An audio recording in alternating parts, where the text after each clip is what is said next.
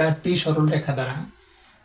সরলরেখা দ্বারা সীমাবদ্ধ আকৃতিকে বা ক্ষেত্রকে, চারটি সরলরেখা, একটা সরলরেখা, দুইটা সরলরেখা, তিনটা সরলরেখা, চারটা সরলরেখা, এরকম চারটা সরলরেখা দ্বারা সীমাবদ্ধ আকৃতি বা ক্ষেত্রকে চতুর্ভুজ বলে।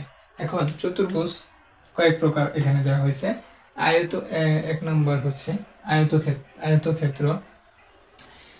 তো যে চতুর্ভুজের প্রত্যেকটা কোণের 90 ডিগ্রি, যে চতুর্ভুজের প্রত্যেকটা কোণই 90 ডিগ্রি, সেই চতুর্ভুজকে আয়ত বলে। বর্গ হচ্ছে যে আয়তের প্রত্যেকটা বাহুর দৈর্ঘ্য সমান। যে দেখো এখানে যে আয়তটা দেওয়া হয়েছে, এখানে কিন্তু প্রত্যেকটা বাহুর দৈর্ঘ্য সমান না, কিন্তু প্রত্যেকটা কোণ 90 ডিগ্রি হইলেই তাকে আয়ত বলে, সেই চতুর্ভুজকে আয়ত বলে। এখন বর্গের সংখ্যাটা হচ্ছে যে আয়তের প্রত্যেকটা বাহুর দৈর্ঘ্য সমান, তাকে বর্গ বলে। আর ট্রাপিজিয়াম হচ্ছে যে চতুর্ভুজের একজোড়া বিপরীত বাহু পরস্পর সমান্তরাল। দেখো এই বাহুর বিপরীত বাহু হচ্ছে এইটা, এই বিপরীত বাহুগুলা একজোড়া বিপরীত বাহু পরস্পর সমান্তরাল হবে। এইটা কিন্তু সমান্তরাল না, এই বাহু সমান্তরাল না, শুধুমাত্র একজোড়া বিপরীত বাহু পরস্পর সমান্তরাল, তাকে ট্রাপিজিয়াম বলে।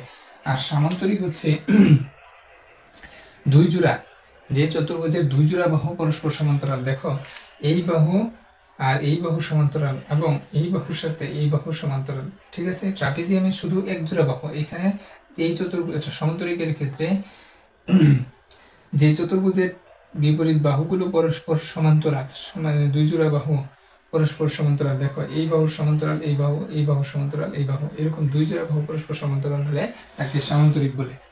আর রম্বস হচ্ছে যে চতুর্ভুজের চারটি বাহুর দৈর্ঘ্যই সমান, তাকে রম্বস বলে।